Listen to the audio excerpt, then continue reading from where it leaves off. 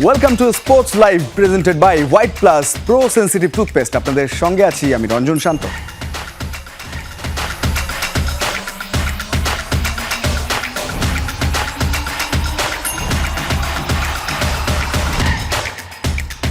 শুরুটা করব নারী এশিয়ান কাপের খবর দিয়ে। নিজেদের দ্বিতীয় ম্যাচে শক্তিশালী উত্তর কোরিয়ার কাছে 5-0 গোলে হেরেছে বাংলাদেশ।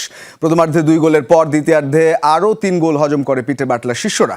দলের হয়ে প্রায় একাই লড়াই করেছেন গোলরক্ষক মিলি আক্তার। নারী এশিয়ান কাপে অসম লড়াইয়ে উত্তর কোরিয়ার মুখোমুখি বাংলাদেশ। ফিফা র্যাঙ্কিংয়ে 9 নম্বরে থাকা দলটির সাথে 112 নম্বরে অবস্থান করা দলটির বিস্তর পার্থক্য ফুটে ওঠে মাঠেই। প্রতিপক্ষের একচেটিয়া আক্রমণে শেষ পর্যন্ত 5-0 গোলের হার সঙ্গী হয় লাল সবুজদের। তবে ওয়েস্টার্ন সিডনি স্টেডিয়ামে শুরুটা ছিল অন্যরকম। খেলার প্রায় 40 মিনিট পর্যন্ত উত্তর কোরিয়ার সাথে লড়াই চালিয়ে যায় বাংলাদেশ। প্রথমার্ধের নির্ধারিত সময় শেষে স্কোর লাইন গোলশূন্য থাকলেও ইনজুরি টাইমে ডিফেন্সের ভুলে গড়ে ব্যবধান। এই সময় লাল সবুজদের জালে 5 বার বল গেলেও VAR এর সহায়তায় 3 বারই গোল বাতিল করেন রেফারি। প্রথমার্ধে 2-0 গোলে পিছিয়ে থাকার পর নতুন উদ্যমে দ্বিতীয়ার্ধে মাঠে নামে বাংলাদেশ। তবে বাটলার শিষ্যদের নিয়ে একরকম ছেলে খেলাই খেলল উত্তর কোরিয়া। মাঝ মাঠে সম্পূর্ণ দখল নিয়ে একের পর এক আক্রমণ শানাতে থাকে তারা। লাল সবুজদের রক্ষণদুর্গ তখন পরিণত হয় বিধ্বস্ত এক নগরীতে। 62 মিনিটে উত্তর কোরিয়ার হয়ে তৃতীয় গোলটি করেন চা উন ইয়ং। নিজের দ্বিতীয় ও দলের চতুর্থ গোলটি করেন কিম কিয়ং ইয়ং। তবে গোলপোস্টের নিচে কঠিন পরীক্ষা দিতে হয়েছে মিলি আক্তারকে। প্রতিপক্ষের একের পর এক চালানো আক্রমণ একা হাতেই সামাল দিতে হয় এই গোলরক্ষককে। খেলার 90 মিনিটে আরও একবার গোল হজম করে বাংলাদেশ। এবার ডিফেন্সের সমন্বয়হীনতা ফুটে ওঠে স্পষ্টভাবেই।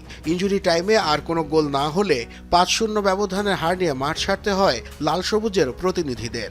এই হারে বিশ্বকাপের মঞ্চে যাওয়ার স্বপ্ন কার্যত শেষ হয়েছে বাংলাদেশের। নাসিফ শুভ, যমুনা স্পোর্টস। পরপর দুটো ম্যাচ হারলেও বাংলাদেশের গোলরক্ষক মিলি আক্তারের প্রশংসা সেটা কিন্তু হচ্ছে একেবারে চারপাশ থেকে। বিশেষ করে পিটার বাটলার তিনি আগের ম্যাচের পরেও কথা বলেছেন, তিনি এই ম্যাচের পরেও কথা বলেছেন যে তার অসাধারণ নৈপুণ্য ছিল এবং উত্তর কোরিয়ার কাছে 5 গোল হজম করলেও গোলরক্ষক মিলি আক্তারকে প্রশংসায় ভাসিয়েছেন কোচ পিটার বাটলার। তাকে সত্যিকারের এক সৈনিকের সাথে তুলনা করেন তিনি। বড় ব্যবধানে দল হারলেও এখানে লজ্জার কিছু দেখছেন না বাটলার। কঠিন বাস্তবতা মেনে নেয়ার পাশাপাশি নিজেদের সামর্থ্যের কথা মনে করিয়ে দিলেন এই কোচ। চীন ম্যাচে যাও প্রতিদ্বন্দ্বিতা করতে পেরেছিল বাংলাদেশ, উত্তর কোরিয়া ম্যাচে যেন এক প্রকার অসহায় আত্মসমর্পণ করল লাল সবুজরা। অসম এই লড়াইয়ে টেকনিক্যাল ট্যাকটিক্যাল সহ সব দিক থেকেই এগিয়ে ছিল প্রতিপক্ষরা। 5-0 গোলে হারলেও শিশুদের পাশে দাঁড়াচ্ছেন পিটার বাটলার। জানান এই হারে লজ্জার কিছু দেখছেন না তিনি। আমরা অসাধারণ এক দলের বিপক্ষে খেলেছি, সত্যিকারের ফুটবলের শিক্ষা পেয়েছি। আমাদের সক্ষমতার চেয়ে উত্তর কোরিয়া অনেক বেশি এগিয়ে ছিল। আমরা প্রতিদ্বন্দ্বিতা করতে পারিনি এবং 5-0, 6-0 কিংবা 7-0 গোলে হেরে যাওয়া কোনো লজ্জার বিষয় নয়। ম্যাচে শিষ্যদের নিবেদনে গর্বিত পিটার বাটলার। কঠিন বাস্তবতা মেনে নেয়ার পাশাপাশি নিজেদের সামর্থ্যের কথাও মনে করিয়ে দিলেন এই কোচ। তাদের সামর্থ্য, কৌশল এবং শারীরিক উপস্থিতিকে আমরা আটকাতে পারছিলাম না। এটি একটি সম্পূর্ণ অসম লড়াই ছিল। দুর্ভাগ্যবশত আমার মনে হয়েছে আমাদের কিছু মেয়ে রোদে নুয়ে পড়েছিল এবং আমরা আসলে নিজেদের প্রতি সুবিচার করতে পারিনি। বাংলাদেশের জালে 5 বার বল গেলেও ম্যাচ জুড়ে দারুণ কিছু সেভ করেন মিলি আক্তার। লড়াকু মানসিকতার জন্য এই গোলরক্ষককে প্রশংসায় ভাসান বাটলার। মিলি একজন সত্যিকারের ব্যক্তিত্ব এবং সে একজন সৈনিক। তার জেদ এবং উদ্দীপনার প্রশংসা আপনাকে করতেই হবে। তার সাথে কাজ করা দারুণ। সে এই সুযোগটি পাওয়ার যোগ্য এবং মেয়েটির জন্য আমার কেবল প্রশংসাই আছে। নারী এশিয়ান কাপে গ্রুপ পর্বে তৃতীয় ও শেষ ম্যাচে বাংলাদেশের প্রতিপক্ষ উজবেকিস্তান। চীন ও উত্তর কোরিয়ার ম্যাচ থেকে পাওয়া শিক্ষা কতটুকু কাজে লাগাতে পারেন বাটলার, সেটি এখন দেখার বিষয়। নাসিফ শুভ, যমুনা স্পোর্টস। একটু ক্রিকেটে যেতে চাই। মুম্বাই কাঁপানো সেঞ্চুরিতে দলকে ফাইনালে তুলতে না পারলেও বেশ কিছু রেকর্ডে নাম লিখিয়েছেন জ্যাকব বেথেল। ভারতের বিপক্ষে করা সেঞ্চুরিটি টি-20 বিশ্বকাপের দ্বিতীয় দ্রুততম শতক। আর ইংল্যান্ডের হয়ে 3 ফরম্যাটের সর্বকনিষ্ঠ সেঞ্চুরিয়ান এখন বেথেল। ভারত ইংল্যান্ড ম্যাচে মোট রান হয়েছে 499, যা বিশ্বকাপের সর্বোচ্চ রানের ম্যাচ। আর দু দলের হাঁকানো 34 ছক্কাও বিশ্বকাপের সর্বোচ্চ। প্রতিশোধের মঞ্চে সব আলো কেড়ে নিয়েও ট্র্যাজিক হিরো হয়ে থাকতে হলো জ্যাকব বেথেলকে। 105 রানের বিস্ফোরক ইনিংসেও দলকে নিতে পারেননি ফাইনালে। টানা দ্বিতীয়বারের মতো বিশ্বকাপের সেমিফাইনালে ভারতের কাছে হেরে বিদায় ইংল্যান্ডের। সব মিলিয়ে রেকর্ডময় এক ম্যাচ দেখল ক্রিকেট বিশ্ব। ভারতের করা 253 রানের জবাবে ইংল্যান্ড থেমেছে 246 রানে। মাত্র 1 রানের জন্য 500 রানের মাইলফলক স্পর্শ করেনি ম্যাচ। 2 ইনিংস মিলিয়ে রান হয়েছে 499, যা টি-20 বিশ্বকাপের ইতিহাসে সর্বোচ্চ। এই ফরম্যাটে সব মিলিয়ে দ্বিতীয় সর্বোচ্চ রানের ম্যাচ। দল না জিতলেও রেকর্ড বুকে ঠিকই নাম লিখিয়েছেন জ্যাকব বেথেল। টি-20তে ইংল্যান্ডের হয়ে অভিষেক সেঞ্চুরি করতে খেলেছেন মাত্র 45 বল, যা এই ফরম্যাটের বিশ্বকাপে দ্বিতীয় দ্রুততম সেঞ্চুরি। 33 বলে সেঞ্চুরি করে দ্রুততম শতকের রেকর্ডটা অবশ্য কিউই তারকা ফিন অ্যালেনের। একদিন আগেই প্রোটিয়াদের বিপক্ষে এই কীর্তি গড়েন তিনি। ভারত ইংল্যান্ড ম্যাচে মোট ছক্কা হয়েছে 34টি, যা টি-20 বিশ্বকাপে এক ম্যাচে সর্বোচ্চ ছক্কার রেকর্ড, যেখানে ভারতের 19-6-এর বিপরীতে ইংল্যান্ড হাঁকিয়েছে 15টি। সমান 7টি করে ছক্কা হাঁকিয়েছেন সঞ্জু স্যামসন ও জ্যাকব বেথেল। টি-20তে অভিষেক সেঞ্চুরির দিনে আরও একটি মাইলফলক ছুঁলেন বেথেল। ইংল্যান্ডের হয়ে 3 ফরম্যাটেই সর্বকনিষ্ঠ সেঞ্চুরিয়ান এখন এই ব্যাটার। গেল বছরের সেপ্টেম্বরে দক্ষিণ আফ্রিকার বিপক্ষে ওয়ানডে সেঞ্চুরির পর এবছরের জানুয়ারিতে অ্যাশেজ সিরিজে সাদা পোশাকে শতক তুলে নেন তিনি। সব মিলিয়ে রান বন্যার চলতি বিশ্বকাপে 3টি 250 ঊর্ধ্ব ইনিংস দেখল ক্রিকেট বিশ্ব, যার 2টিতেই ভারতের নাম, 1টিতে উইন্ডিজ। মুজরাবিন তারেক, যমুনা স্পোর্টস। আবারও ফুটবল প্রসঙ্গ। বাংলাদেশে এসেছেন অনূর্ধ্ব-20 জাতীয় দলের head coach Mark Cox. Manchester United, Stoke City ও উলভস একাডেমিতে দীর্ঘ সময় কাজ করা এই কোচের লক্ষ্য 2030 ও 2034 ফিফা বিশ্বকাপের লক্ষ্যে তরুণদের গড়ে তোলা। ঢাকায় এসেই কিংস অ্যারেনায় বাংলাদেশ ফুটবল লিগের ম্যাচ দেখতে এসে গণমাধ্যমে নিজের পরিকল্পনার কথা জানান এই ইংলিশ। মার্চে মালদ্বীপে সাফ অনূর্ধ্ব-20 আসর, দলের 6 প্রবাসীদের নিয়ে বেশ আশাবাদী তিনি। ঢাকার বিমান ধরে সকালেই ইংল্যান্ড থেকে এলেন। দুপুরেই কিংস অ্যারেনায় কিংস বনাম পিডব্লিউডি ম্যাচ দেখতে হাজির Mark Cox. Manchester United, Stoke City ও উলভস একাডেমিতে দীর্ঘ সময় কাজ করা এই ব্রিটিশ এখন বাংলাদেশ অনূর্ধ্ব-20 ফুটবল দলের হেড কোচ। বড় কোচ, তাই স্বপ্নটাও বড়। এসেই 2030 ও 2034 ফিফা বিশ্বকাপের জন্য ভবিষ্যৎ বাংলাদেশকে প্রস্তুত করতে চান। বাংলাদেশ ফুটবল পাগল জাতি, এখানে কাজ করতে আসার এটা একটা বড় কারণ। তরুণদের না গড়লে ফুটবলে উন্নতি হবে না। 2030 ও 2034 ফিফা বিশ্বকাপে বাংলাদেশ খেলবে কিনা জানি না, কিন্তু আমি সেই লক্ষ্যেই দল গড়ব। আপাতত 1 মাসের চুক্তিতে বাংলাদেশে এসেছেন কক্স। মালদ্বীপে সাফ অনূর্ধ্ব-20 আসরের পর চুক্তি দীর্ঘায়িত হবে, সেটা বলাই যায়। অনূর্ধ্ব-17 ও অনূর্ধ্ব-19 সাফ আসরে শেষ 2বারই বাংলাদেশ হেরেছে ফাইনালে। তবে এবার দলে রোনান ডেকলানদের মতো প্রতিভাবান 6 প্রবাসী থাকায় লাল সবুজ বেশ শক্তিশালী। 15 মার্চ থেকে ঢাকায় শুরু করবেন ক্যাম্প। আমি খুবই আশাবাদী এই দল নিয়ে। দলে ট্যালেন্টেড বেশ কিছু ফুটবলার আছে, দেশি ফুটবলাররাও খুব ভালো। মালদ্বীপে ভালো কিছু হবার প্রত্যাশা।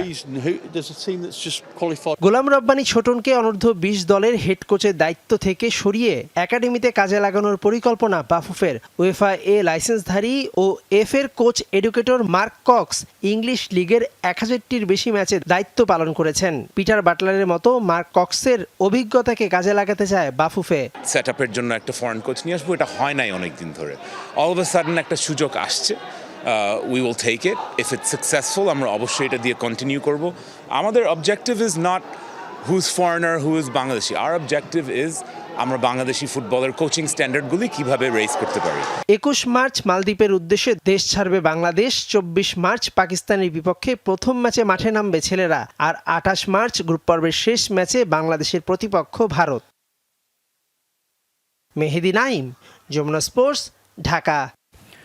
নানা কারণে পাকিস্তানের বিপক্ষে সিরিজটা বাংলাদেশের জন্য মহা গুরুত্বপূর্ণ। শুধুমাত্র চলতি বছরের প্রথম আন্তর্জাতিক সিরিজ বলেই না, সিরিজ জিততে পারলে র্যাঙ্কিংয়ে উন্নতির সুযোগ থাকায় এই সিরিজের উপর অনেকখানি নির্ভর করবে 2027 ওয়ানডে বিশ্বকাপে সরাসরি কোয়ালিফাই করা। দিন দুয়েক বাদে ৩ ম্যাচের ওয়ানডে সিরিজ খেলতে বাংলাদেশে আসবে পাকিস্তান। নানা কারণে এই সিরিজটা বাংলাদেশের জন্য মহা গুরুত্বপূর্ণ। টি-20 বিশ্বকাপ না খেলায় চলতি বছরের ২.৫ মাস পেরিয়ে যাওয়ার পর প্রথমবার ইন্টারন্যাশনাল ময়দানে নামছে টাইগাররা। প্রায় ৬ মাস পর ওয়ানডে সিরিজ খেলবে বাংলাদেশ দল। ২০২৭ ওয়ানডে বিশ্বকাপে সরাসরি কোয়ালিফাই করতে এই সিরিজটা টাইগারদের জন্য অত্যাধিক গুরুত্বপূর্ণ। কেননা ২০২৭ সালের ৩১ মার্চ পর্যন্ত স্বাগতিক সাউথ আফ্রিকা সহ আইসিসি র্যাঙ্কিংয়ের শীর্ষে থাকা ৯টা দল সরাসরি বিশ্বকাপ খেলার সুযোগ পাবে। সেই তালিকায় নাম ওঠাতে হলে ওয়ানডে র্যাঙ্কিংয়ের 10-এ থাকা বাংলাদেশকে র্যাঙ্কিংয়ে উন্নতি করতে হবে। পেছনে ফেলতে হবে 1 পয়েন্ট বেশি নিয়ে 9 থাকা ওয়েস্ট ইন্ডিজকে। সেক্ষেত্রে পাকিস্তানের বিপক্ষে এই সিরিজ হতে পারে টাইগারদের জন্য অনেক বড় সুযোগ। পাকিস্তানের পর New Zealand, Australia, Bharat, Zimbabwe, south আফ্রিকার সাথে ওয়ানডে সিরিজ খেলবে বাংলাদেশ। প্রতিপক্ষের শক্তিমত্তা বিবেচনায় জিম্বাবুয়ে বাদ দিলে বাকিরা মিরাজদের চেয়ে ঢের এগিয়ে। যদিও সাউথ আফ্রিকা, জিম্বাবুয়ে বাদে বাকি সিরিজগুলো হোমে হওয়ায় বাংলাদেশ দল একটা আশার আলো দেখতেই পারে। সেজন্য পাকিস্তান সিরিজের প্রস্তুতিতেও আটঘাট বেঁধে নেমেছে লাল সবুজের প্রতিনিধিরা। শুক্রবার হোম অফ ক্রিকেটে ফ্লাড লাইটের আলোয় প্র্যাকটিস করেছেন শান্ত মিরাজরা। শনিবার বিসিএল অলস্টার্সের বিপক্ষে একটা প্রস্তুতি ম্যাচও খেলবে বিসিবি 11। আফনান পিয়াল, যমুনা স্পোর্টস, ঢাকা। বাংলাদেশ সফরে পুলিশ কর্মকর্তাকে টিম ম্যানেজার হিসেবে পাঠাচ্ছে পিসিবি। 3 ম্যাচের ওয়ানডে সিরিজের জন্য নাভিদ আকরাম চিমার স্থলাভিষিক্ত হলেন ইরতাজা কুমাইল। 18তম গ্রেডের এই পুলিশ কর্মকর্তা 2 বছর আগে যোগ দেন বোর্ডে। কাজ করেছেন জাতীয় দলের নিরাপত্তা ম্যানেজার হিসেবে। টি-20 বিশ্বকাপে ব্যর্থতার পর টিম ম্যানেজমেন্টে পরিবর্তন অব্যাহত রেখেছে পাকিস্তান ক্রিকেট বোর্ড। সেই ধারাবাহিকতায় এই পদেও এসেছে রদবদল। এদিকে পিসিবি জানিয়েছে 8 মার্চ থেকে শুরু হওয়া এই সিরিজে বিদেশি কোচিং স্টাফরা সরাসরি ঢাকায় স্কোয়াডের সাথে যোগ দেবেন। ফিফা বিশ্বকাপের মাঠের লড়াই শুরু হতে আর বাকি মাত্র কয়েক মাস, কিন্তু টুসনের কিনো স্পোর্টস কমপ্লেক্সে এখন ফুটবলের চেয়ে বেশি আলোচনা হচ্ছে ভূ রাজনীতি নিয়ে। দীর্ঘ 18 মাসের প্রস্তুতি শেষে ইরান ফুটবল দলের বেস ক্যাম্প হওয়ার কথা ছিল এখানে, কিন্তু ইরান ইসরায়েল সাম্প্রতিক উত্তপ্ত পরিস্থিতি সেই পরিকল্পনাকে ঠেলে দিয়েছে চরম অনিশ্চয়তায়। অ্যারিজোনার টুসনে অবস্থিত বিশাল এই কিনো স্পোর্টস কমপ্লেক্স 2026 বিশ্বকাপকে সামনে রেখে একে সাজানো হয়েছে ঢেলে। গত মাসে ঘোষণা করা হয়েছিল ফিফা র্যাঙ্কিংয়ের 20 নম্বরে থাকা ইরান দল তাদের বেস ক্যাম্প হিসেবে বেছে নিয়েছে এই ভেন্যুকে। কিন্তু সপ্তাহখানেক আগে শুরু হওয়া ইরান ইসরায়েল সংঘাত এবং ইরানের সর্বোচ্চ নেতার মৃত্যুর পর পাল্টে গেছে দৃশ্যপট। 11 জুন থেকে শুরু হতে যাওয়া এই টুর্নামেন্টের ভাগ্য এখন দুলছে অনিশ্চয়তার সুতোয়। আমরা জানি বর্তমানে অনেক ভূরাজনৈতিক অস্থিরতা চলছে, তবে আমরা প্রতিদিন ফিফার সাথে যোগাযোগ রাখছি। এখন পর্যন্ত ইরানের আসার পরিকল্পনা ঠিক আছে এবং আমরা তাদের স্বাগত জানাতে প্রস্তুত।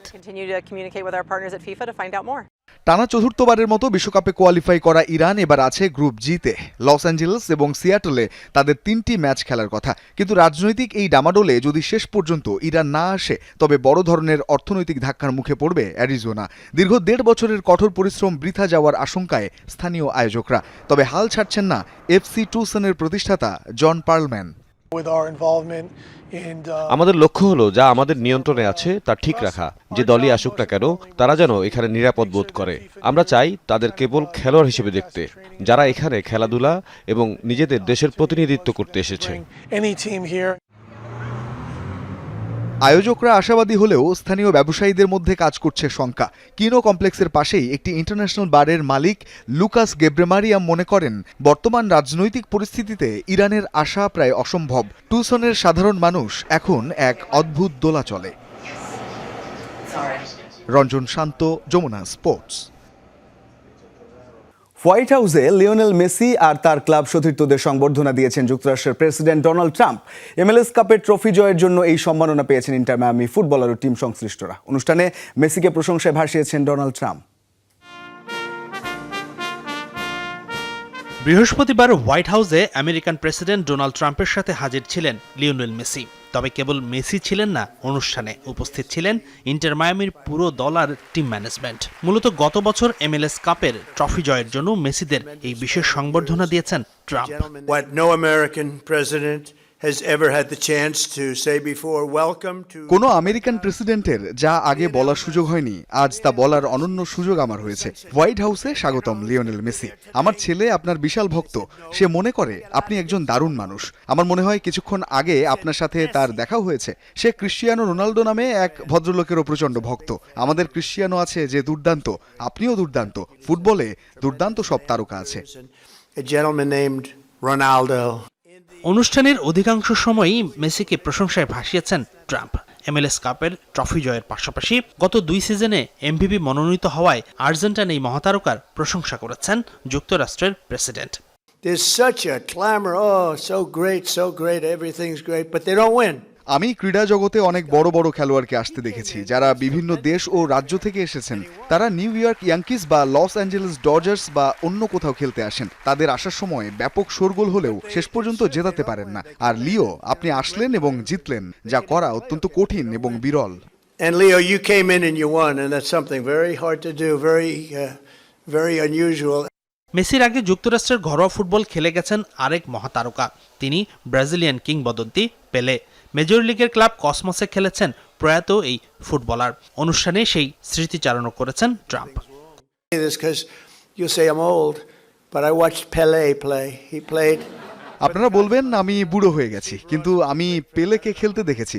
তিনি নিউ ইয়র্ক কসমসের হয়ে খেলতেন। পেলে বেশ ভালো ফুটবলার ছিলেন। আমি জানি না, আপনি হয়তো পেলের চেয়েও ভালো। কে বেশি ভালো, মেসি নাকি পেলে? I don't know. You may be better than Pelé. Pelé was pretty good. Who's better, him or Pelé? Messi. অনুষ্ঠান শেষে ট্রাম্পের হাতে মেসির জার্সি আর বিশেষ বলাকৃতির একটি ট্রফি উপহার দিয়েছে MLS এর তারকারা। হাসিনুর রহমান, যমুনা স্পোর্টস। এই ছিল আজকের স্পোর্টস লাইভ। এতক্ষণ সঙ্গে থাকার জন্য ধন্যবাদ সবাইকে।